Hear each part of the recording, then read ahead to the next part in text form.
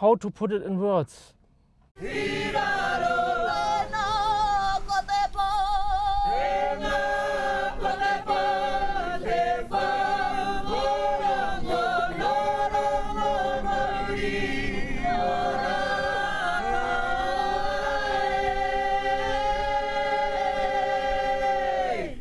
TV stations and National Geographic, they are not here, so this is really complete exclusive on Let's Visit Earth.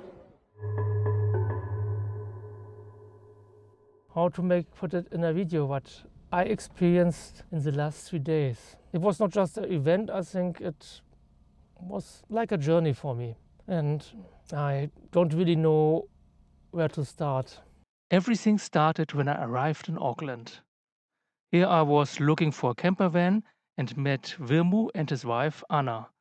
They are teaching old Maori games and techniques and bring them back to schools, and they are giving workshops. And when he was giving a workshop in Waitangi, I went there to have a look. So you're just gonna go, and then what will happen is your lips will start vibrating, just like you're trying to say the word P or the letter P. So you just do that, and then that's as hard as I'm blowing.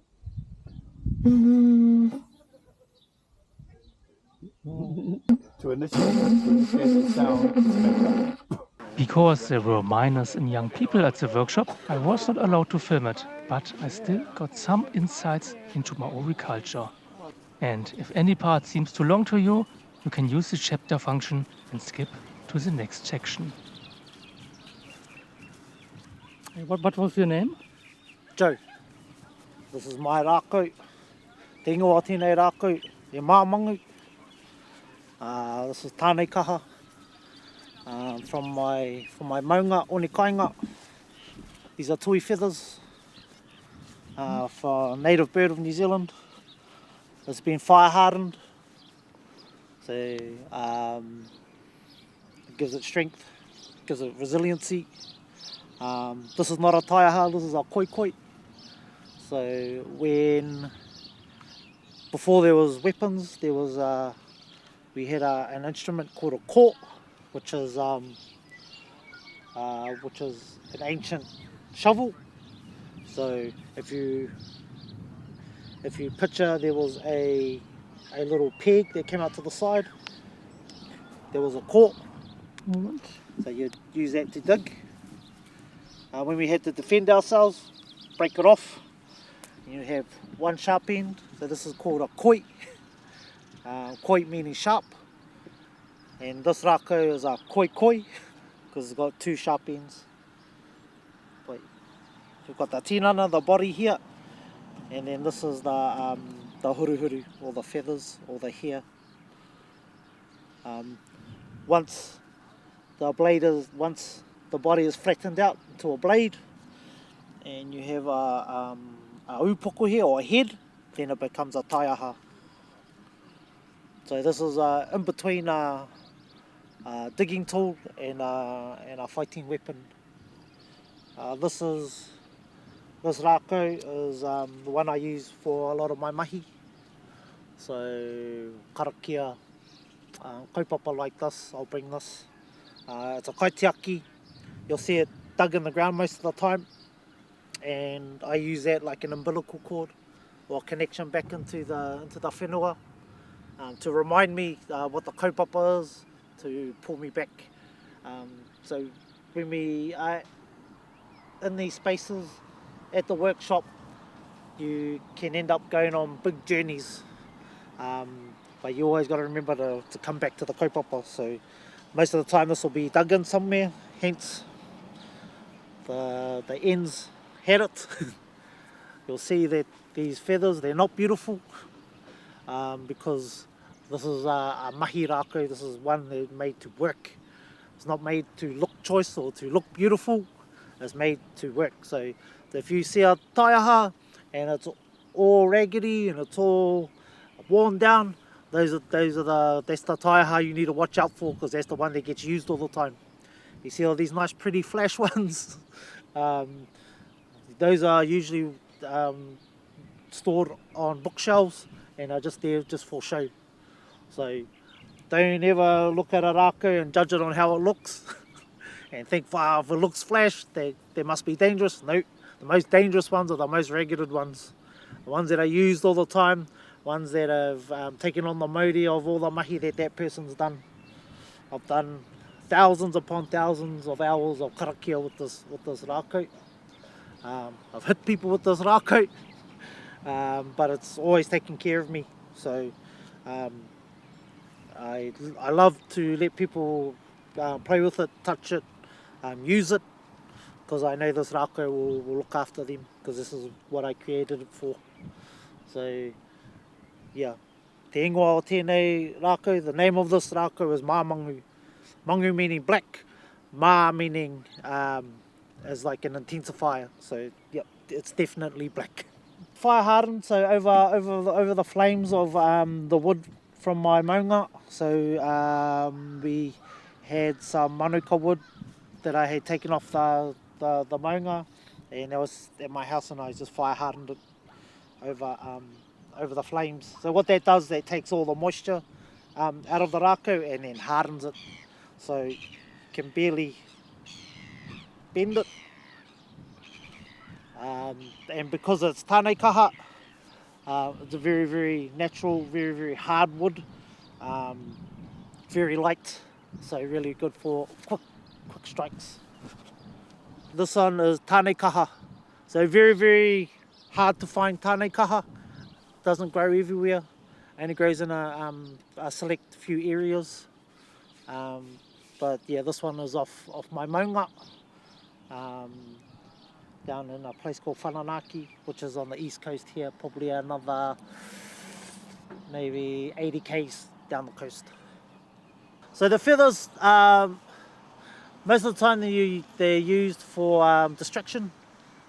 So you'll see the wiri, you'll see people waving them like this. So while they're busy looking at the feathers, bang, hit them with the other end.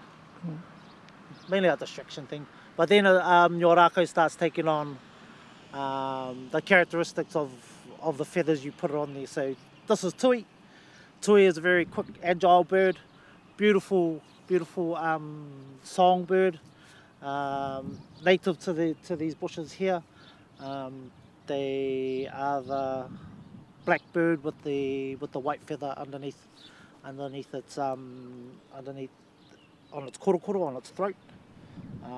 And one of the iconic birds here in Aotearoa.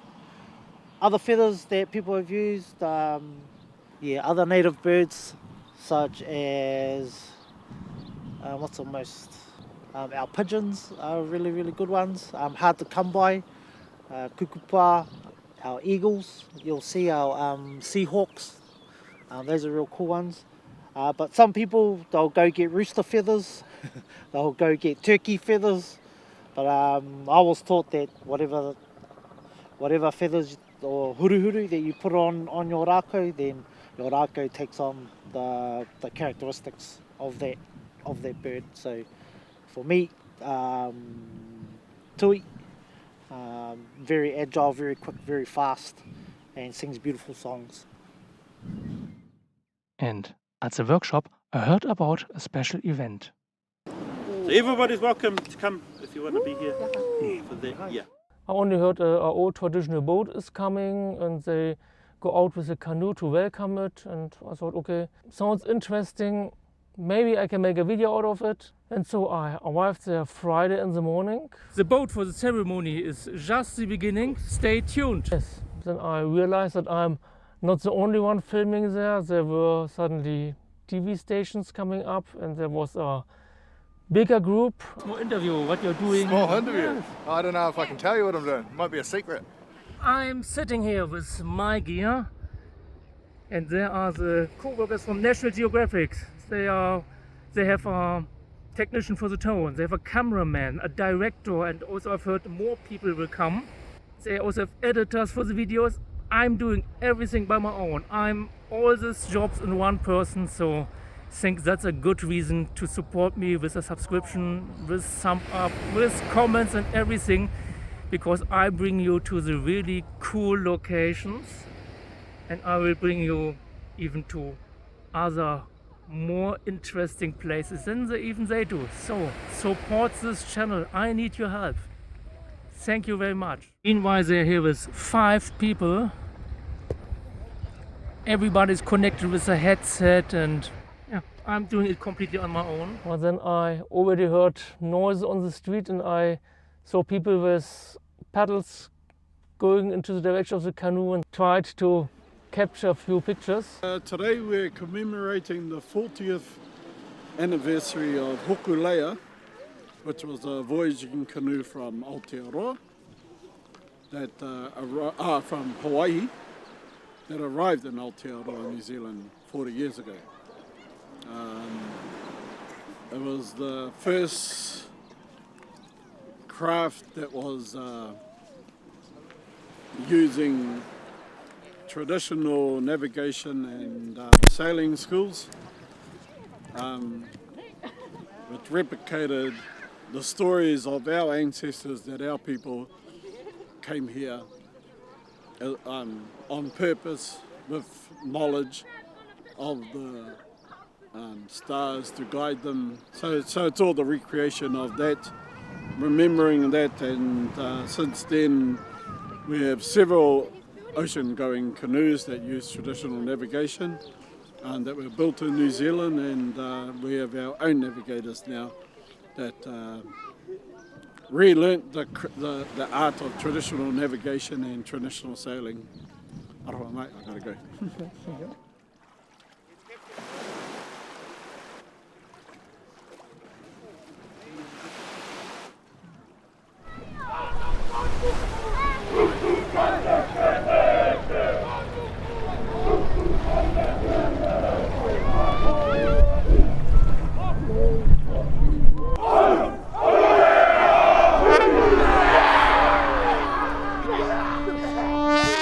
Arrival of the ship was announced for 1 p.m. to 2 p.m. around that time, so I thought I have plenty of time, and I was lucky that I got an interview with the host.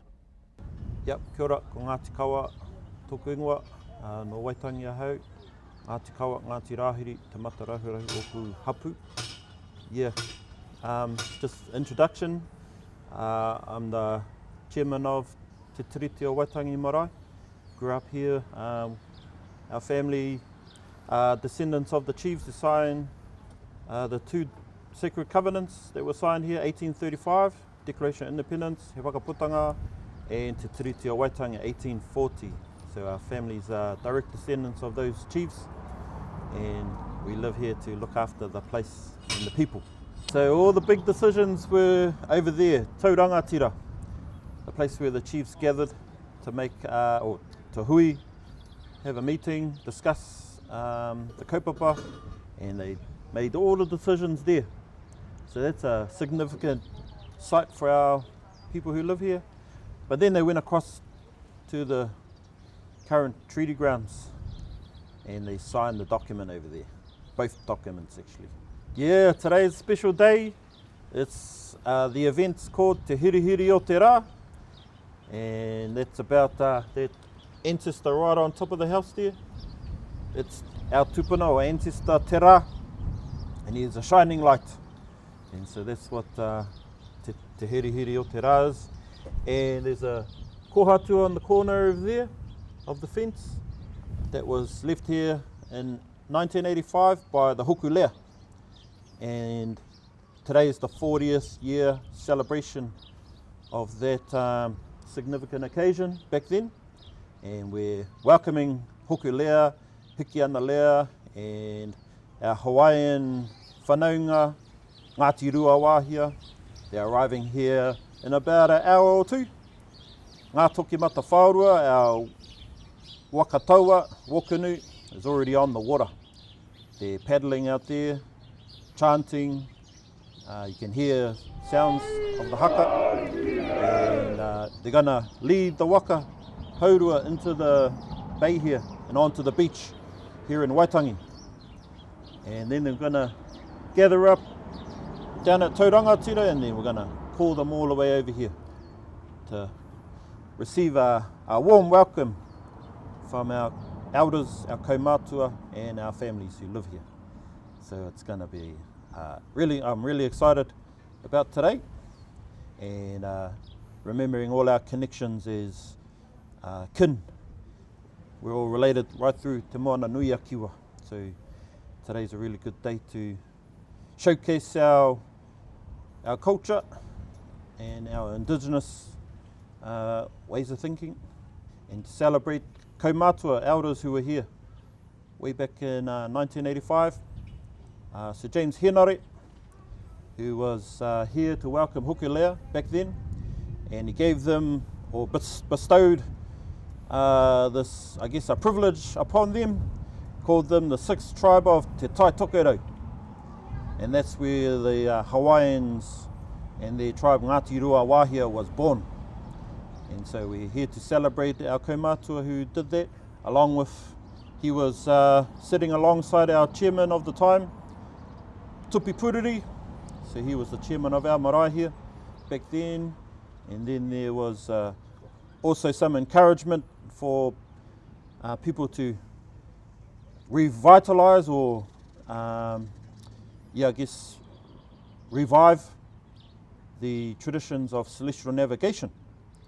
And then our kaumātua Heke Nuku Mai Puhipi, Sir Hik, he picked up the challenge, and then he built the Waka haurua, Te Aurere, and then did a huge, travelled right around Te Moana Nui a Kiwa to connect all our people.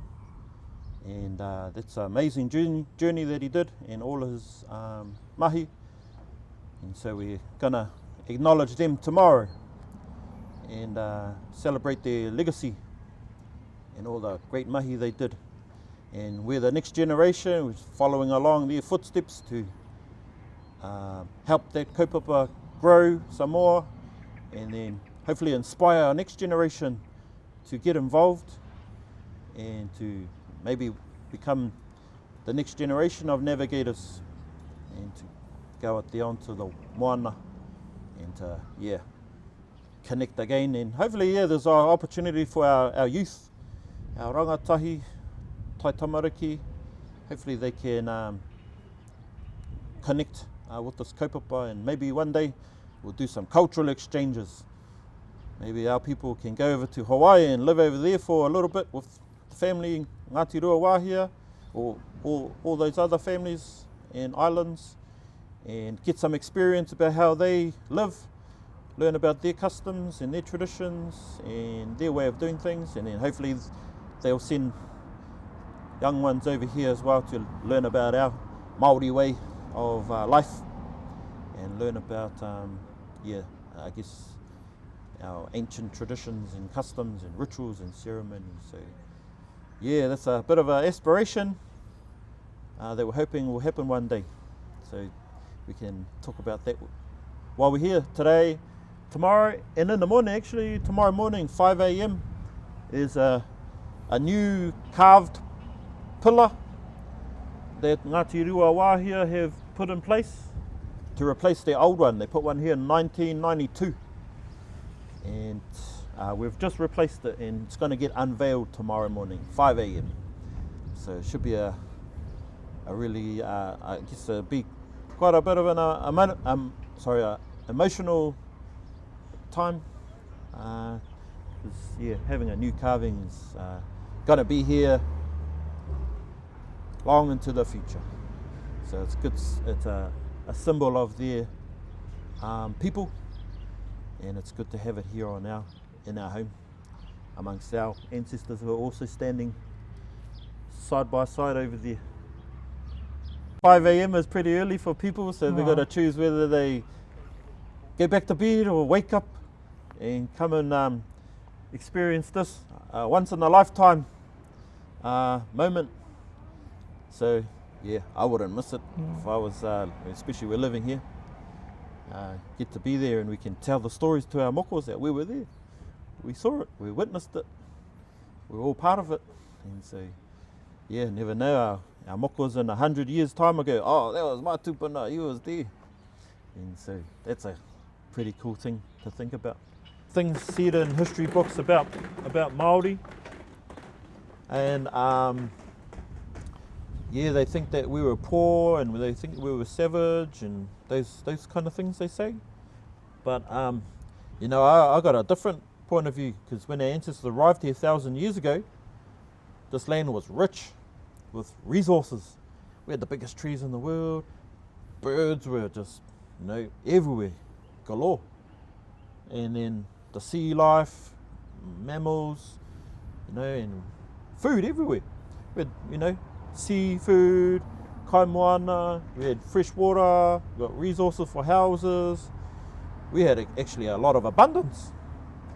And so I don't agree that we were poor or savage, because we had all this access to resource, and we were actually the wealthiest in the world.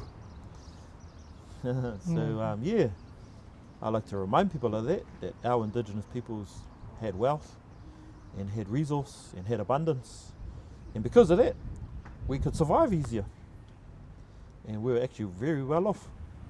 Yeah, and our culture evolved and developed, and you know, you can see it all in our kapahaka today and tāmoko and our fabrics, korowai, you know, our oratory. Yeah, it's just high quality. So that's how I look at it. And yeah, our people became really powerful, especially at the time of the signing of these documents in 1835 and 1840. We were one of the wealthiest nations on the planet. We had strong, healthy, athletic people, no disease. We, you know, fit, athletic. We had good communal ways of living. We cared for nature, and yeah, just had huge potential. And I think that's about to come back. I think in this era, I think Māori, you know, we had 200 years of challenges and trauma and things due to colonization, but I think we're processing all of that and discovering. We're on a journey of self-discovery, discovering who we are and what we actually possess and what we're capable of. And I think it's going to be in the next 10, 20, 30 years that I think the world is going to kind of see the beauty of our language and our culture and our history and our heritage. And I think indigenous people worldwide are very much the same as Māori in terms of spirituality and our belief. And so yeah, I think that's all going to start to come back to the forefront now, and our indigenous people is going to lead the way to make this a better place to live in. So yeah, hopefully yeah, we're on that track now, and I'm looking forward to it. So yeah, anyway, thank you for the quick interview. I've got to actually help do things with all these. Der Wind frischt auf. Wind is coming up. Blown off the chairs. Das ist wirklich hinter den Kulissen jetzt hier. That's really behind the scenes.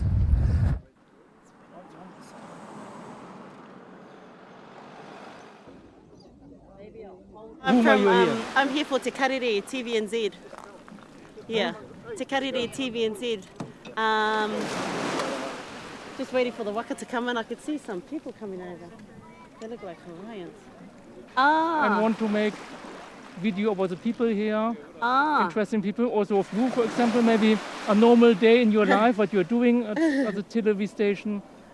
I think I could learn a lot from you, no? How to prepare the things, what questions are good to ask. Oh, it takes a while. But I've got a bit of a deadline. Our deadline is 3 o'clock, and I'm trying to see who's coming over.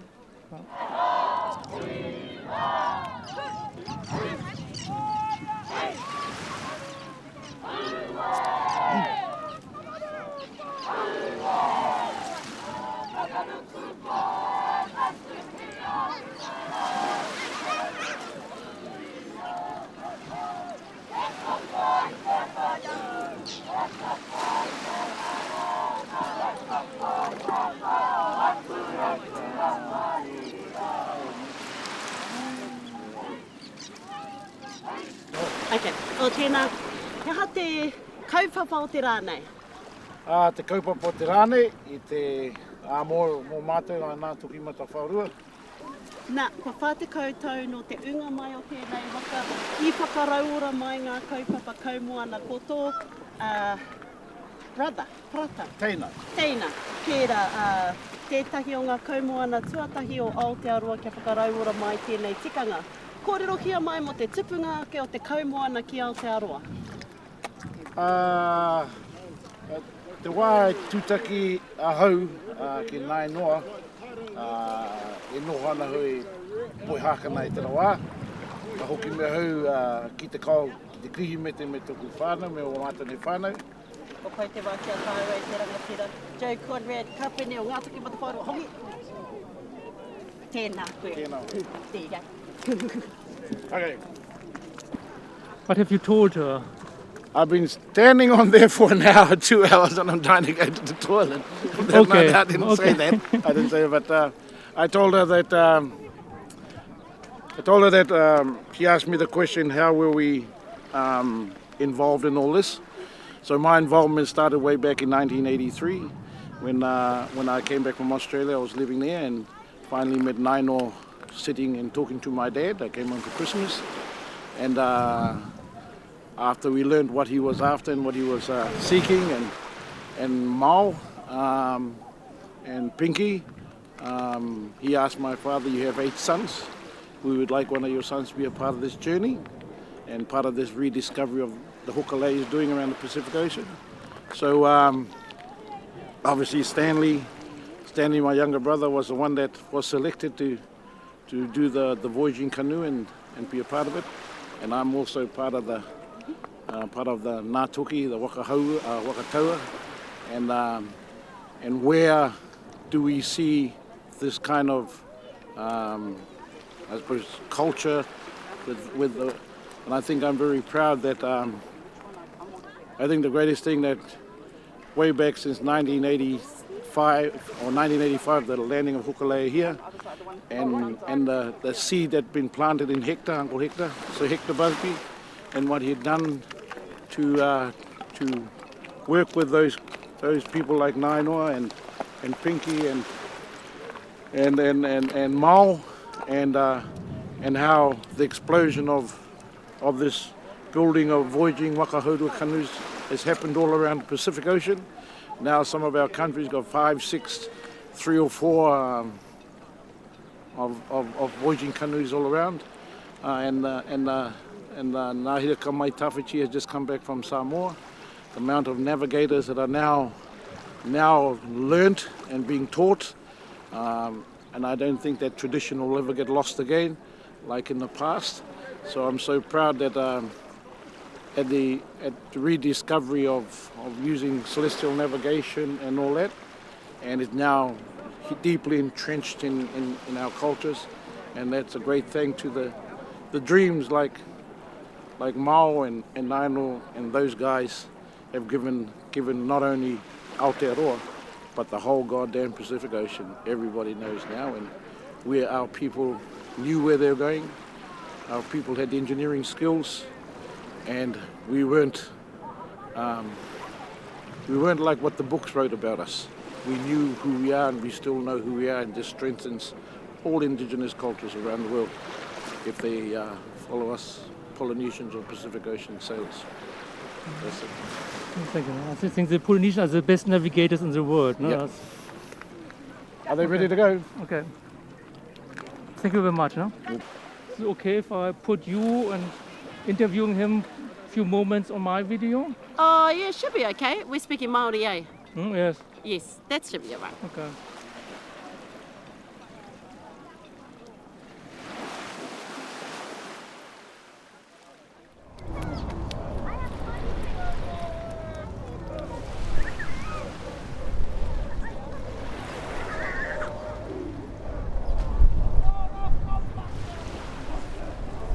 Same thing like our ancestors 1,000 years ago.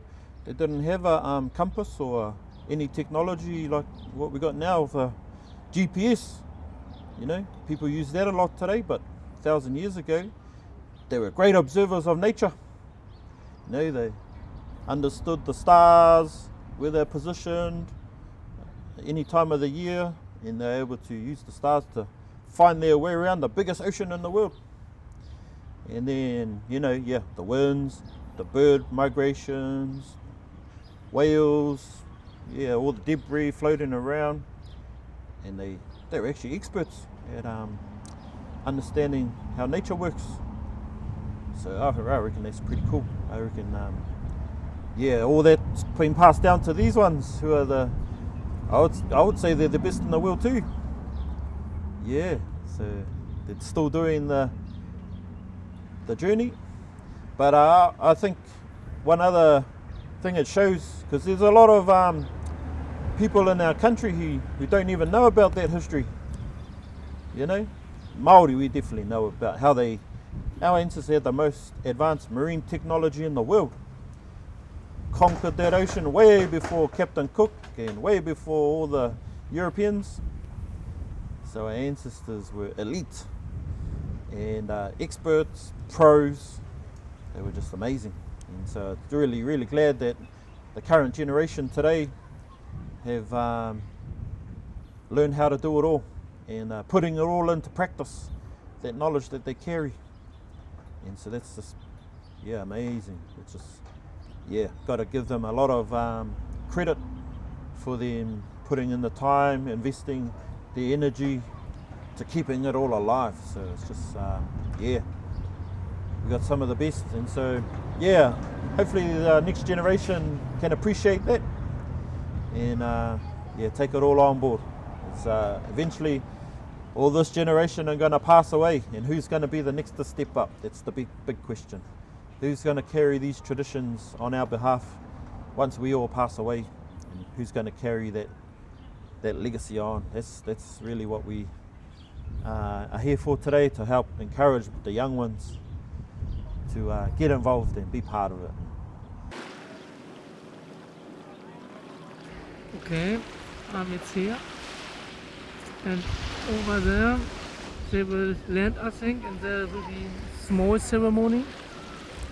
The big one will be just behind me, and moving with all my stuff there and then moving back.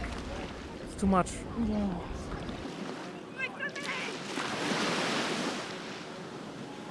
Okay, I also made it. Come to this beach.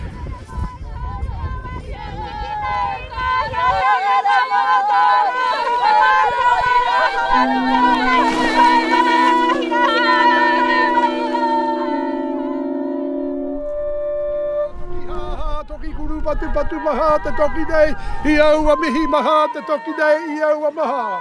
He kau ki te tai e, he kau ki te tai e, he kaura e tāne.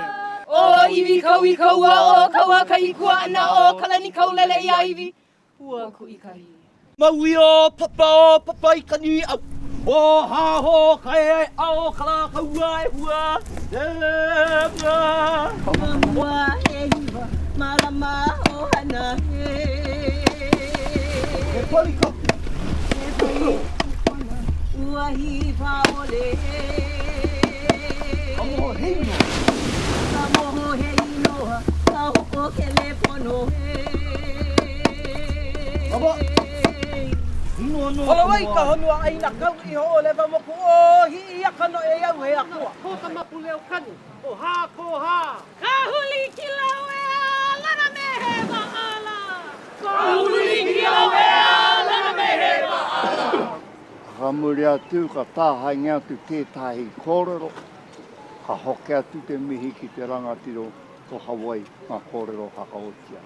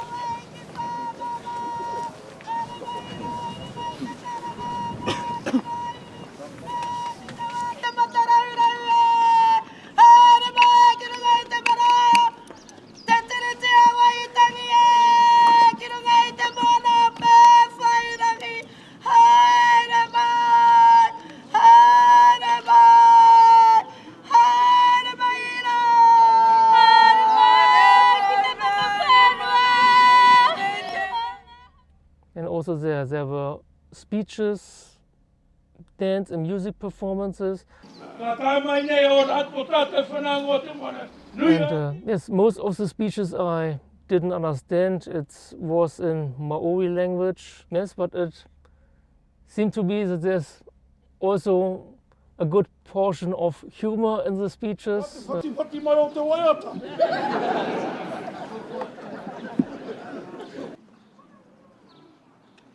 Kei ngā tuakana o ngā puhi, hoki mai. Nā wanara tēnā hina tai a mohiae. Ka titirere a pūkaka para noa para kōwiri, a kina mai a para wai a para mai.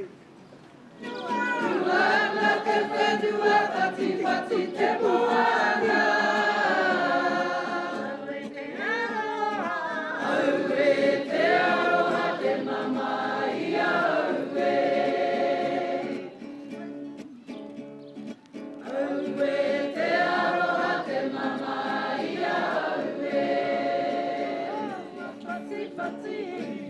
Ika wai hu, ika wai kaua kāne me kanaloa. E wai kuna, e wai inu, e wai mana, e wai ola no ea. Tuhi atu, tuhi mai, tuhi kalapalapa. Wai inu i ta awalai. Mate ona i ta kuae.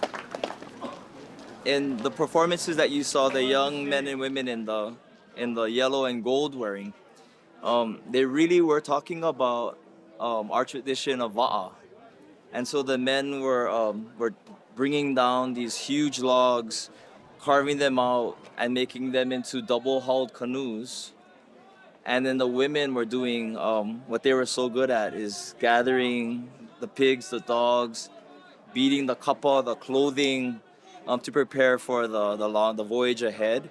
And then you saw them get into a canoe and paddle and then make their way to their new homeland. And it's really the story of us finding a home, our next home, and our next home, from our origins, populating all of the Pacific. My name is Kaleo Trinidad. I'm the kumuhula of Kamehameha Schools. Kamehameha Schools is located in Honolulu, Hawaii. It was founded in 1887 by Bernice Poahi Bishop.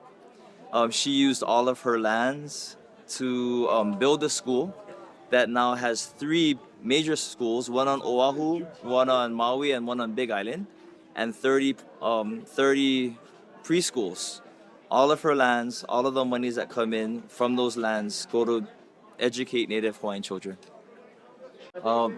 We call ourselves the land crew.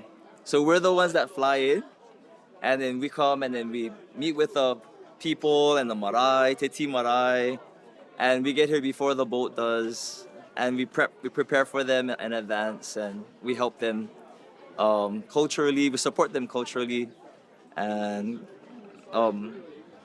we reach out, we do cultural reach into the communities that they're visiting. 40 years ago, our Wa'a sailed in, and like all of the tribes across New Zealand, they can trace their Wa'a landing in Aotearoa. And so this was the first time in many hundreds of years that a traditional Pacific Wa'a or canoe landed in Aotearoa. And when our canoe landed here in this area, Waitangi area, we were recognized, and they said, "Oh, you landed here in the Wa'a, just like our kupuna did. You must be not the fifth tribe, the sixth tribe of the Taitokera region, which is this region here." And so one of their kupuna said that, and then we've been building our relationship for 40 years. And we've had a carving that was put up when I was a student in high school, and I was able to help put that there, and that was in 1992-ish. And then tomorrow morning we will put up a new popo, or what we call ki'i, and that recognizes us as a part of this region. And it represents the demigod, Hawaiian demigod, Maui, who did supernatural things. And he was also a very, very excellent fisherman. And Aotearoa says that Maui pulled up the islands. So we named our pole after the demigod Maui. What we saw today is really the coming together of family and the deeper understanding of how Hawaii and Aotearoa, New Zealand, is related, and recognizing our rich cultural past and our abilities as people of the Pacific, what we call Moana Nui Akea, Moana Nui Akiwa, the accomplishments of our ancestors, our grandparents, our great-grandparents, and their ability to sail at will back and forth across the ocean, and also to grasp our sovereignty, grasp who we are, and also hold on to the things that make us rich, which is our culture, which is our language, which are our traditions, which is Waka, which is sailing. And today, what I believe, what you're seeing, is the momentum that's been building up, like we've been saying today, for 40 years. It's really the fruit of all the goodness and all the work that our communities and our families have been working on. And so you're seeing oratory, and you're hearing songs, and you're seeing whole sections of people that don't really know each other stand up together and chant and sing and express our feelings as who we are as a people of Pacific, united. And so the real message of today is Pacific unity, remembering who our grandparents and our kupuna are, and then bringing out in front of everyone to see, the world to see, that the people of the Pacific are alive. Also ich darf hier übernachten, und er hat nochmal bestätigt, tatsächlich die Leute am Strand und alles, die Performance und was das war, die Hawaii Landcrew. So, anstrengender Tag, der offizielle Teil ist jetzt durch mit der Zeremonie, die essen jetzt was, also Buffet ist eröffnet.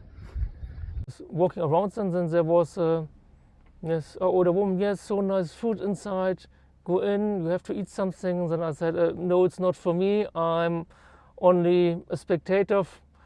The food is for the people from Hawaii, from the local group there. And she said, no, you are invited guest.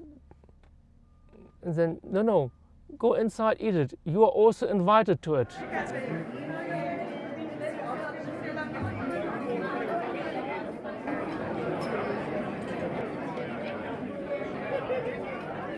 There's 3 different types. Okay, bright one and dark one. National Geographic already left, the TV stations left. This is only exclusive on Let's Visit Earth.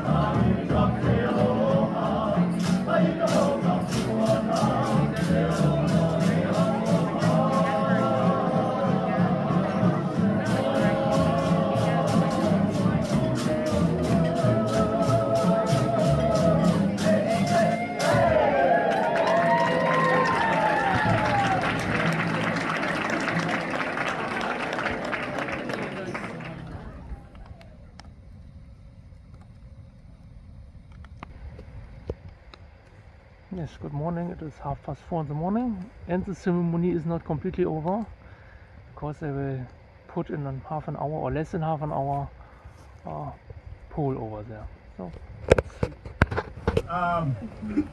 finalizing some of the fine-tuning the last bit of procedure. He'll do that with everybody 3 times. Then we do the unveiling. O Maui, pā I ka lani.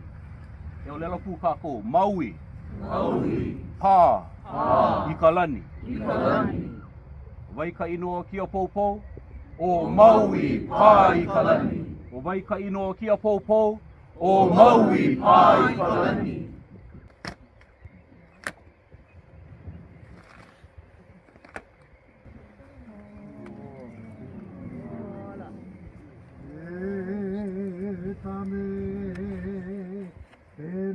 Te koronga he hiringa nou e gua tau.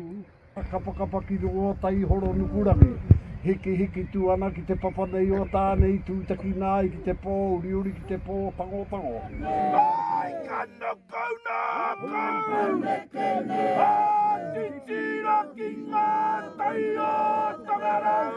E hora nei ki tu. Me he pipi wharaura. Tāto te pai. Tāto te pai. Tuhi atu, tuhi mai, tuhi talapalapa. Ua inu I ta awalai. Mate ona I ta awalai. Tulo ona I ta awalai. Ia moe ona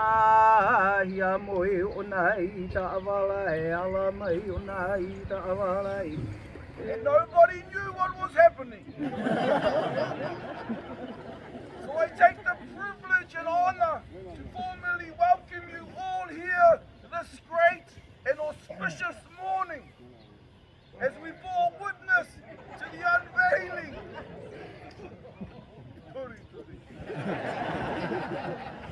I'm really impressed by the strong voices, no? Man and female, doesn't matter. They have a microphone here, but they're not using it, and you even can hear them into the last row. It's very impressive, I think. Kia ora mai anō rā tātou katoa.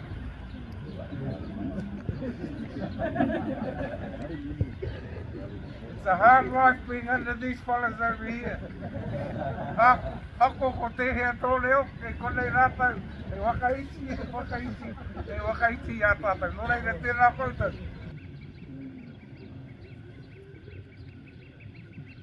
For now, just to wrap this up, we invite you all to come and place your hand and place your Maori into these taonga. Come and place your hand on them, and then we'll get ready for breakfast.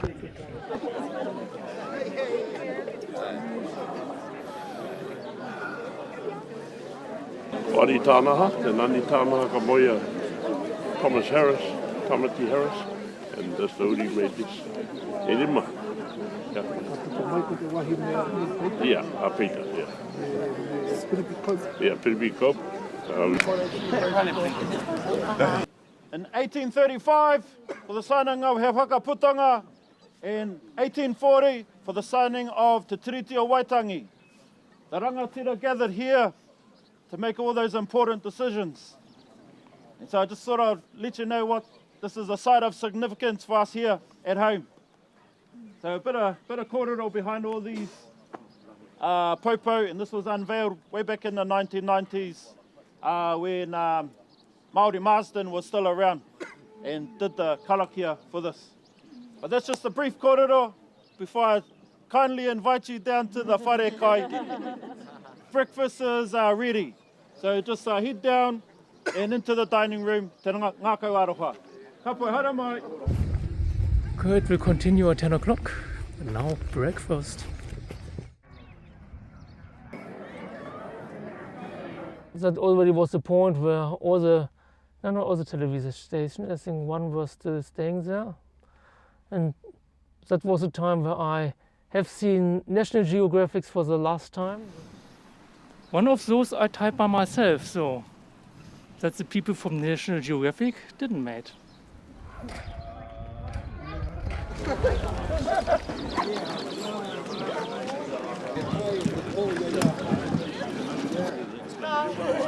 MC, then we'll just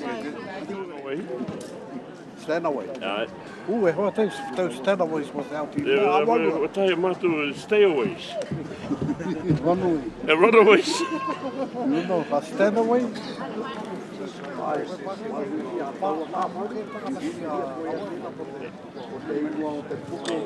Captain James Stanaway. Tomato tupuna. What's the name of the sticks? Yeah, Ku'ili. Really? Yeah. It's bamboo. It's bamboo or ohe. And then it's cut. And then straight. And then it makes this sound. What else? Just Stones from between stream. the rocks or pebbles from And then you hold it like that. The stream. Okay. Jump and... Okay. From the kukui tree. Is it the kukui tree or state tree or something? No. Seeds from the tree, yep. And then it's carved, polished, and strung together. Is it painted or is it naturally this Natural. color? Naturally. And then our ha'u, we dyed it with olena. Yes. Olena is ginger.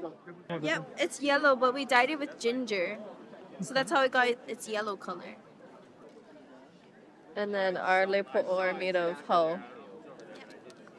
Embodiment of laka, or kinula. Is it The laka, bark. or is it? At 10 a.m.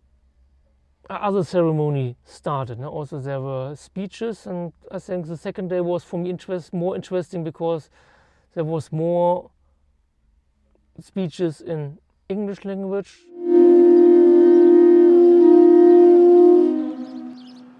It's in our DNA to be amazing. It's in our DNA to be innovative. It's in our DNA to be brilliant. And for so long, people were trying to strip that away and make us something different. But when the canoes like Hokulea sailed to Tahiti, it reminded us of the brilliance, the ancestral wisdom, the power that we have, our ingenuity, our indigenous intelligence that is within all of us. Mahalo to everyone who joined us this morning for the unveiling of the Popo, Maui Pai Kalani, Maui who reaches towards the heavens. Maui Pai Kalani is standing now in the place where Maui Pa Mau was. And Maui Pa Mau held ground in the cold, in the salt air, in this beautiful land because of the rangatira, because of the po that were there hosting him and allowing him to be there since 1992. We took him down on Wednesday in a pretty cold Waitangi rain. And as the rain, the lani was pa maya mako. The heavens were coming upon us that day as we set Maui up. And to have this morning, the beautiful sunrise and the magic and aloha from our kupuna, our tupuna, our kaumatua, and the karakia to help unveil Maui Pai Kalani. Thank you to everyone who came this morning. We're here to celebrate 40 years of voyaging heritage. That day in '85 changed the universe forever. Heke Nukumaina Ivi Busby, Sir James Henare, these key pillars. That day was that huli. On this Pai Pai was proclaimed because Hokulea came via voyaging canoe. Sir James Henare said, you must be the sixth tribe of the Taitokerau. And that set off a trigger of things that needed to happen. Well, sixth tribe, well, you need a name. Papa Hector Busby helped to give the name, Ngati Ruawahia. Ruawahia, we were told, is a name for the star Arcturus. Arcturus is our name for Hokulea. And as we know, Hokulea in Hawaii is our zenith star. It's directly above. And so to have that name here is a reminder, that connection to home, that this is home too. Then they said you need a popo. And that's why Maui Pa Mau was carved by Pu'o of Honaunau, South Kona. Our master carver carved him out of Ohia and brought him here at the Kamehameha Schools, Ohana, in 1992. What an honor that he could stand for all these years. Kapai ka Ohana o Waitangi, kapai na rangatira. And now we're here today with the unveiling of Maui Pai Kalani and the celebration of these 40 years. We'd like to kick things off with the acknowledgement of our kupuna. And we're gonna honor all of our kaumatua today. At first, I'd like to bring up one of our first speakers, Pita Tipene. And a large part of today is to pay tribute to Sir James Henare. Sir James, today we have the honor of his son. Kawanui ko te kawaroa, ko te kawatapu, ko te kawawhakatikitiki. Ia hua mai no tikitiki o te rangi. And also gifts were exchanged. Kalai ia ki koko.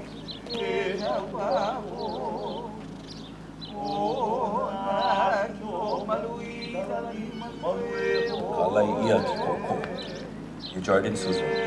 Nana no I kalai a Maui Pai Kalani. Mati rua wāhia. Kuna mai tēnei taonga kia. Ki au, ki au, ki au, ki au. Pa'apono I ke kaula ka I lirila. Huki au.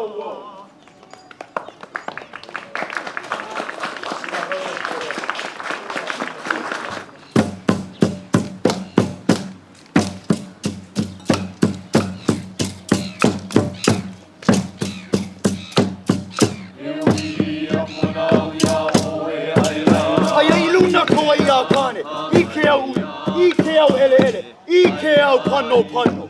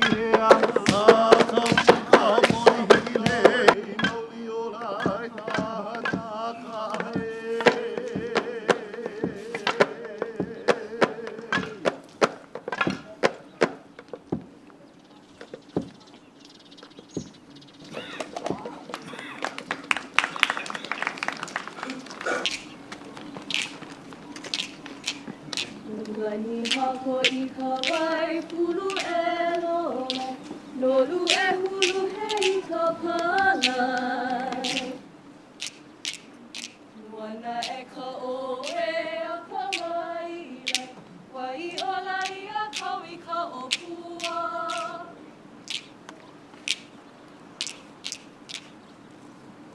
Ola I ka wai.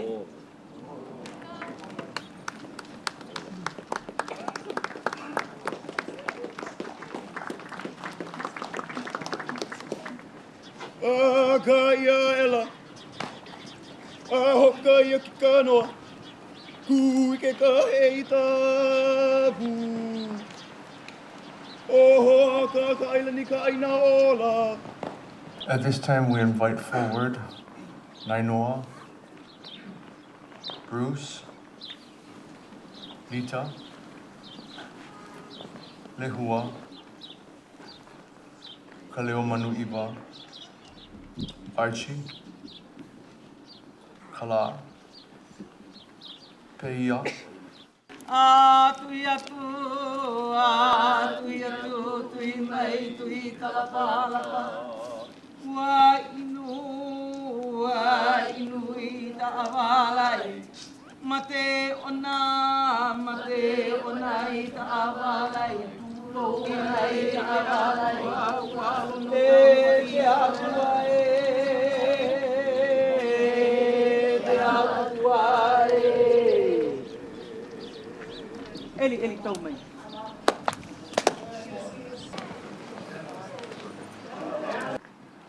Ka Waikani o Kawa. Ka Waikani o Kawa means the resounding water of Kawa. It is a canoe, a vessel made expressly for the use of awa. This special canoe has the mana of this event, and it has on it the symbol of the iwa, the bird that's in the center of our star compass, that always reminds us of north and how to return home. The kanoa represents hospitality, and this is a place of exquisite hospitality.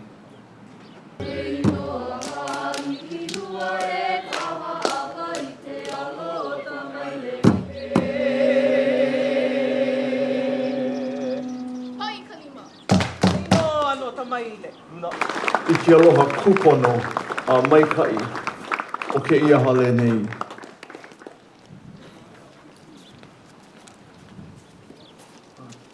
Give this to you as well to carry on your waka. We want to close off this with a handover, and I'm going to ask Isaiah to do one more whakakapinga.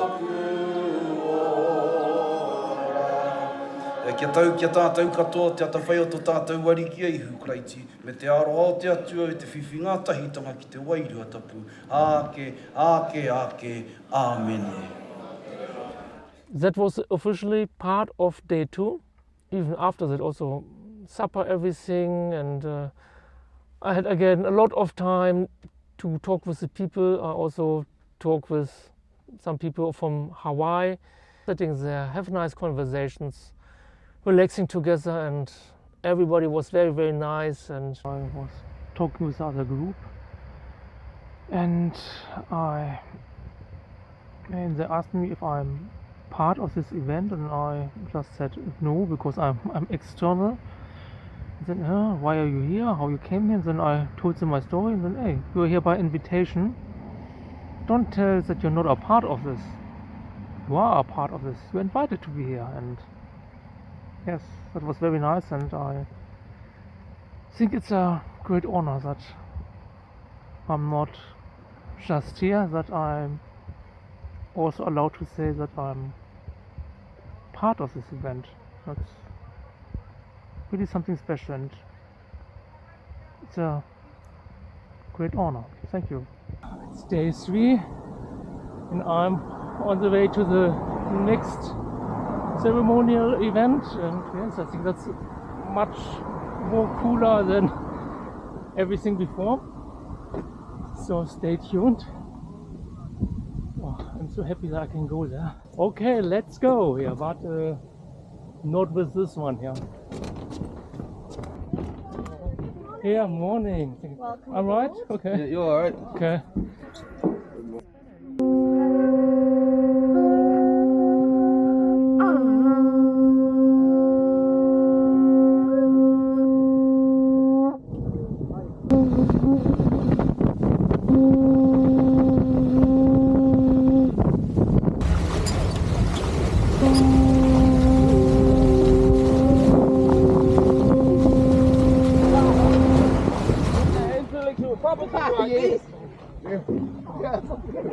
It's so cool that I can be here. I'm so happy. I feel honored. Yes, and the TV stations and National Geographic, they are not here, so this is really complete exclusive one. Let's visit us.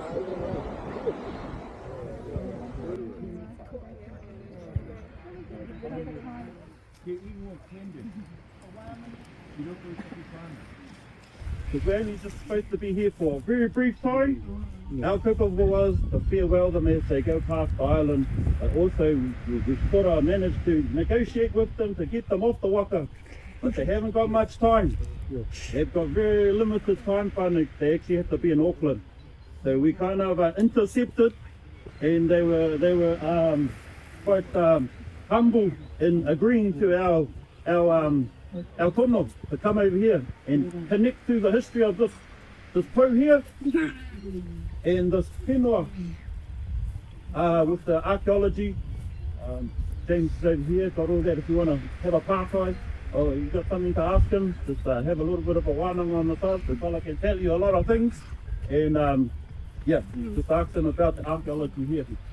But unfortunately we won't get time to go into all the detail of that today, because like I said, we promised them that would only be brief and short, so they can carry on their journey. So we gave it from 11 to 1, but really we only got an hour to sit down and do this part.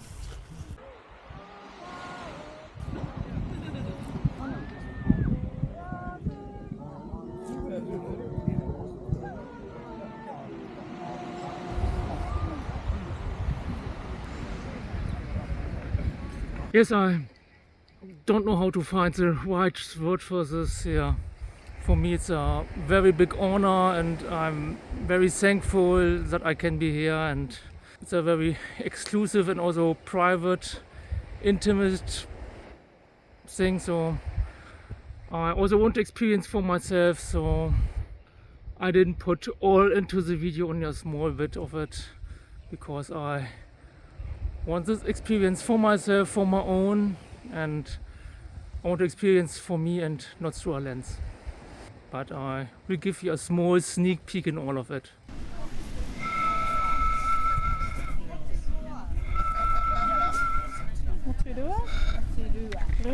It's a kōwauau. You know that, do you live in New Zealand? No. Oh, so this is a kōwauau. This is another type of kōwauau.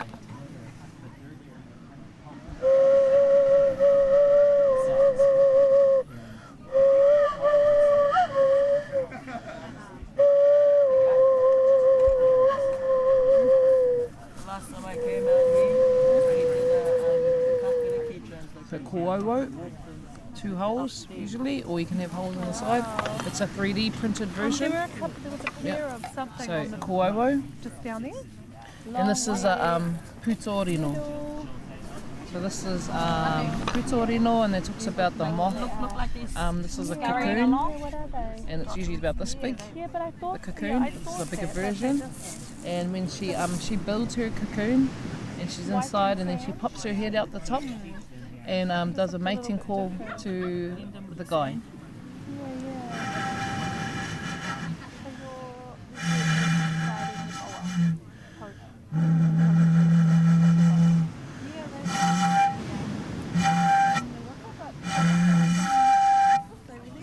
And then the male comes along and he attaches his feet to the bottom and she pulls him in.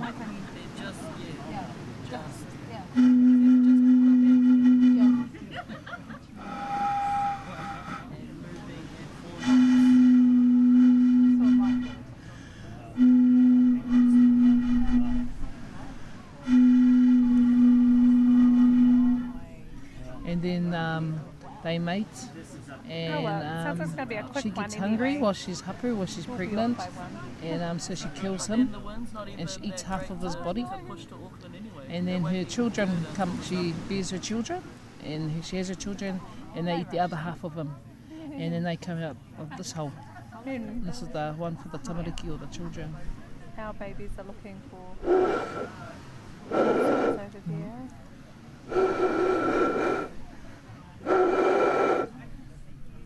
Did One moment, Did caller. you eat the rest of your kina? Yes, I did, because I didn't want to hassle with it at the wharf because I was getting late. This was worried about the toilet here.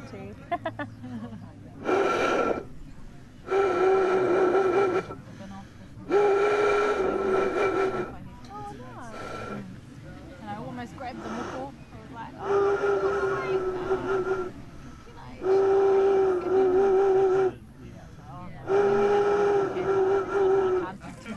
And you can also like trumpet them too.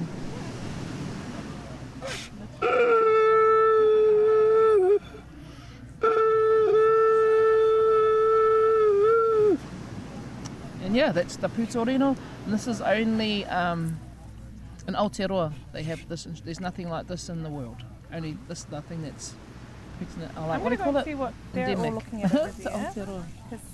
Do you guys know what it's called? A puriri moth, eh? Is it a puriri? Or what's the moth of a putorino? Yeah. Puriri. Puriri moth, yeah. Okay. P-U-R-I-R-I. Then we just have a ukutangi. But you don't use the cocoon, you are inspired from the cocoon? Yeah, the story is, the making of it is from the cocoon. Yeah. But you don't make it, you make these. But you usually carve them. This is 3D printed, this one. All the plastic ones, 3D printed, you can see the... This one is a putorino, but usually it's like carved up. Some of them are really, really beautiful.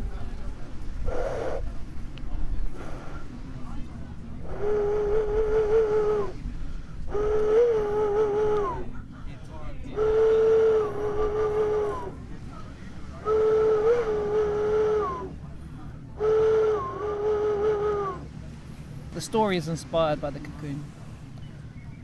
This is ukutangi, so tangi means to cry or to make a sound, and uku is clay.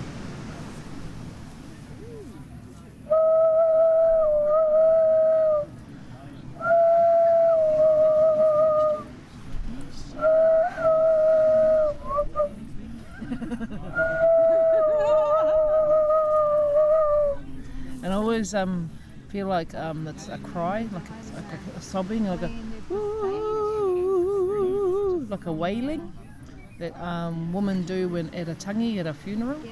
Yeah. So when you hear kuia, when you go to a funeral, a Māori funeral in a marae, you sometimes hear them go,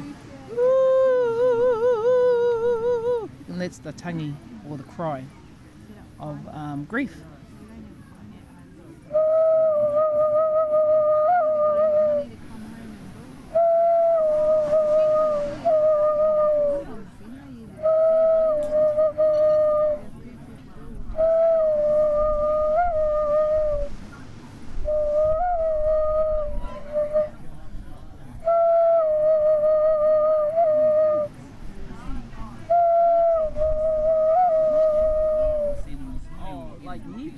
Yep. And then we have the hue, and you see Hawaiians play. But we don't usually beat them, we usually blow them. This one's quite a hard one to blow, but a hue, or a calabash, or ipu, or a taha. Hue comes from the goddess Hine Pute Hue. So Tangaroa and Tāwhiri Mātia, or her brothers, were all fighting. So when Earth Mother and Sky Father, they got separated by their children. There were 6 children that cut them and pushed them apart from each other so we could have light in between us, between Rangi Nui, Sky Father, and Papa Tuanuku, Earth Mother. When that happened, some of the brothers started fighting. And Hine Pute Hue, she blew this to calm them down and to bring peace to the fighting. But there's a lot of sake with it. Game with sake.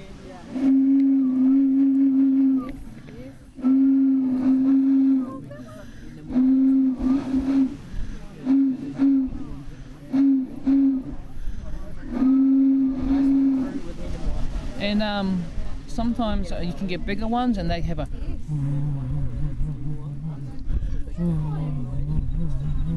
it's a much more lower sound. This one's quite a higher sound.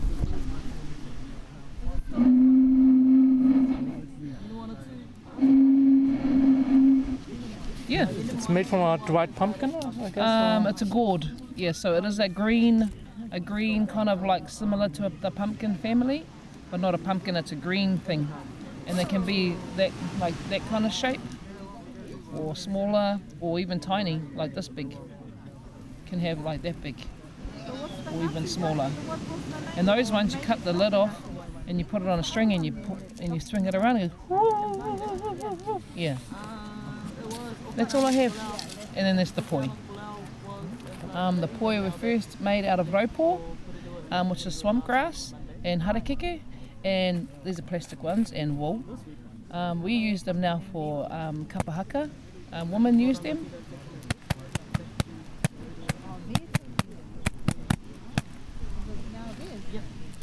So they brought that waka, and then it sat in a Sunday for like 3 months. And then they came up. Good boy. Yeah. So when they were originally made, they were made very heavy in here, and they were longer, and they were used to like swing around. They were also used as weapons. If you've ever been to Tiriti, over here near Paihia, you'll see at the Tiriti roundabout a huge sculpture with wires and has big rock boulders. They represent poi. And from Uncle Kipa Munro, he said that they used to be used as weapons. So imagine like real heavy rocks or something, and then swinging them and boom, knocking people out. Also, men used to use it to make their wrists supple, to be able to use the taiaha or the patu. So a patu is like a big, sharp club. Yeah, it's very thin, made out of greenstone, or mostly greenstone or wood or bone, and it'll be quite sharp around the edge. And then you just go whack. Yeah, so you go like this and go whack whack. And when you flick your wrist, or you go to stab in, you go like that. And all of that, you needed a lot of wrist suppleness, and that's what the poi was for. So if you look at how I'm playing the poi, what my wrist is doing, it's moving around like that. Yeah. That's all I have for you today. It's muscle training. Yeah, muscle training. Oh, sorry. The instrument you're talking about is looks a little bit like this, no, from the beginning? Yeah, that's what a patu can look like, a weapon, but it's more of a rounded shape. Yeah, this is a paddle from Turtle Island, and it's another kōovo, and this, another ukutangi. Yeah, that's another ukutangi, same as this one. No hole on the side, only one hole. No, yeah.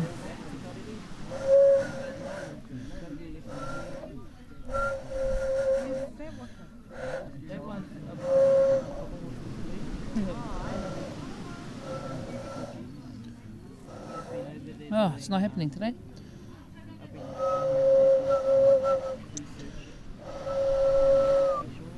And but the other one has a small second hole, or? Oh, it can have many holes if you want it to have. It's up to you, whoever's making it really. And but yeah, this just one has one hole, but some of them have. I used to have one that had 4 holes, and play it like that. Just depends. Also, reminds me of a ocarina a little bit. A what? Yeah, ocarina. Yeah. Yeah. And then we do have those 3D printed ocarina. And this is just a rock. This is, I think it's albatross stick. And I think that trip, because my bag got stolen. On that trip, yeah. Like I was only supposed to be over there for 8 days. Yeah, and this is the toka or kohatu and a bone. And then we have porotiti. So this is the porotiti, like this one here. This one's a bit rough, needs a bit of sanding down again and redoing up. But a porotiti is used for vibrations, and it can be played.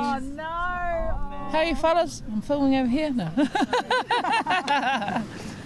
So basically you use this you can play it to people that are pregnant and to the baby in the womb.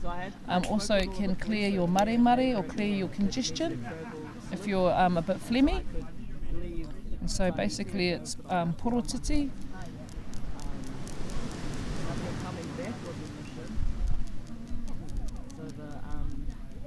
The immigration in Tahiti. Oh, come on. Because they don't have a consulate. They do a consulate in Tahiti. Right. To get it going. They had immigration connections, and then because they only speak French over there. Oh, I think I'm going to have to play this one.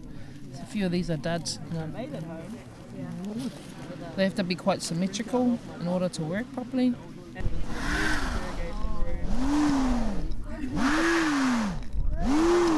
Can you hear that? Yeah. And sometimes when you blow it on the side, you can hear a different sound, but only yourself can hear it. But you can imagine playing it to the womb if you have a baby inside, and those vibrations are supposed to clear up the congestion. Yeah. Porotiti. And then the MPI lady came over because I had this bag of corals. This one's been made out of Cody wood and been covered with whale oil. Yeah. So I've got these.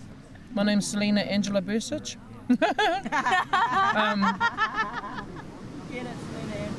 Selena is means it's Greek for goddess of the moon and the sea. That's my pickup line at nightclub. Angela is my grandfather thought I was an angel when I was born. Must have been the only one because most babies don't look that great when they're born.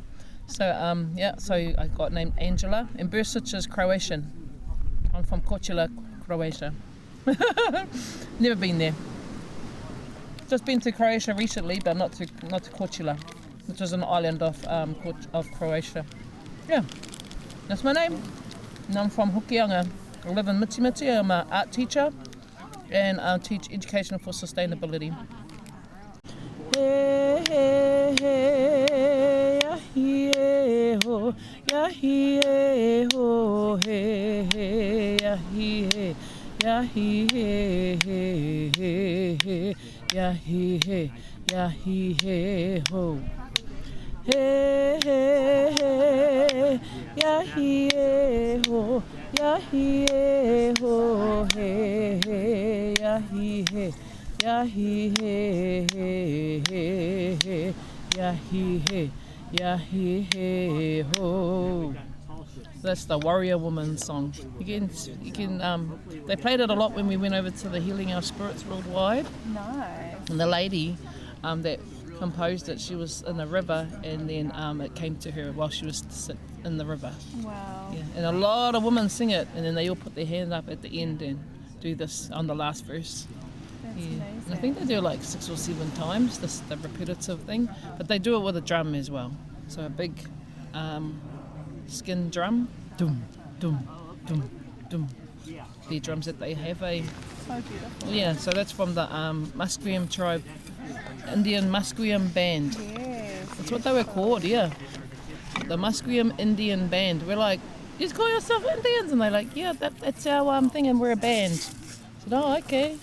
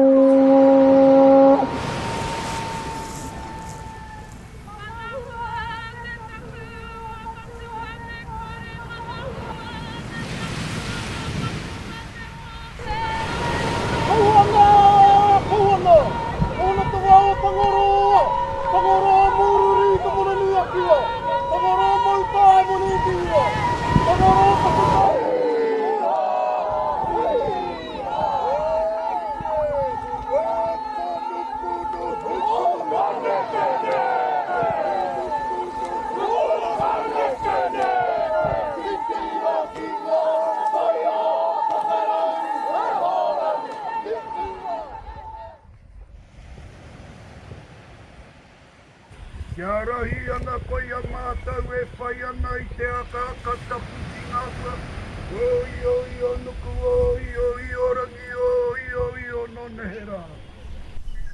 So as Kippa said earlier, the name of these kohatu is Toka Tūmoana. They symbolize the linkages between the sea and the land, the linkages between the hapu of the Bay of Islands here, the linkages between ourselves and our whanaunga in Hokianga, in Ngāpuhi, the linkages between the Taitamatane, the west coast, Taitamawahine, the east coast. Also the linkages between the sky and the earth, man and woman, all the linkages you want. Between iwi, Ngāti Rua Wāhia, and all of us. So those toka symbolize those linkages between us, between our environment. Ai. No reira tērā te hakamārama mo wera toka. Now, as I said earlier, it's not a time for mihi or welcoming, it's a time for farewelling. You are going off on your journey. Safe travels and fair seas and good winds. Aloha, aloha e, ke kaualoha wale mai la ka mai e, ka mauna o pali ukua, I ku aloha me ka Marae. Ki te maru o taku tū, I ara mai ne ki uta. Tainga ai te aitu, kia ronga hau e te pau, ko te pau tāheke, ko te pau o te wharerua. Tū mai te toki o haumi e hui e, tai e.